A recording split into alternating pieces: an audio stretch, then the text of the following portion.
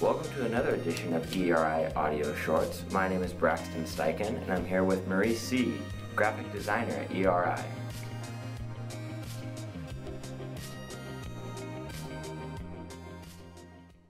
So, Maurice, you have an art degree. How has that helped you with your designing at ERI?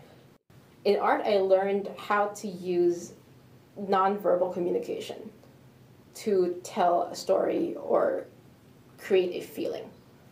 The challenge of art school is taking an idea and trying to put it in a way that people really feel deep down inside.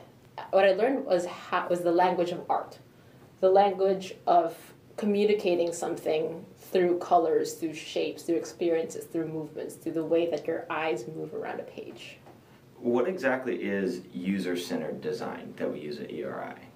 User-centered design is creating things for people that are going to use it, for the people that will deliver it.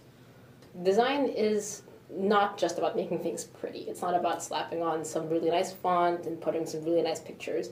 It's really about thinking about how it's going to be used and how do I make it in such a way that it's both beautiful and functional.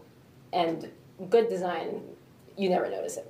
So it's questions like these that are not necessarily obvious from the onset, but you really have to think about as you create something for its final purpose. What are some of the biggest challenges you deal with in creating simple designs for complex ideas?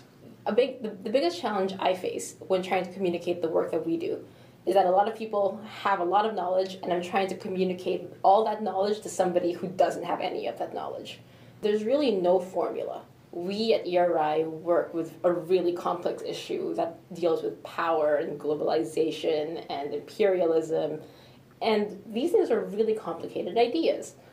What you remove is just as important, if not more important, than what you tell. Everything that you're communicating is essential to understanding the story. You can communicate very complex ideas to audiences that who may not have the same knowledge. So tell me more about the process behind designing the new Earthrights homepage. We found in our analytics that most people were going to our About section.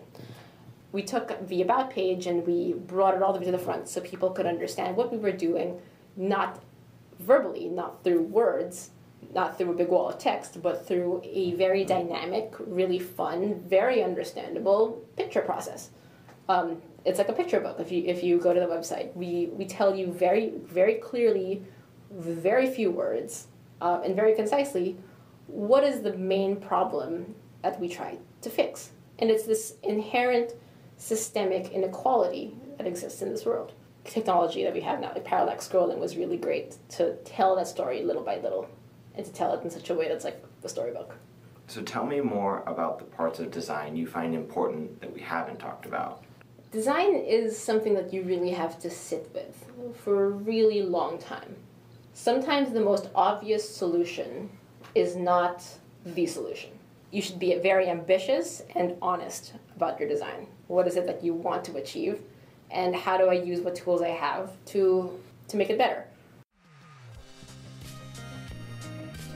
Thank you for listening, and please visit our YouTube channel to listen to more audio shorts like this one.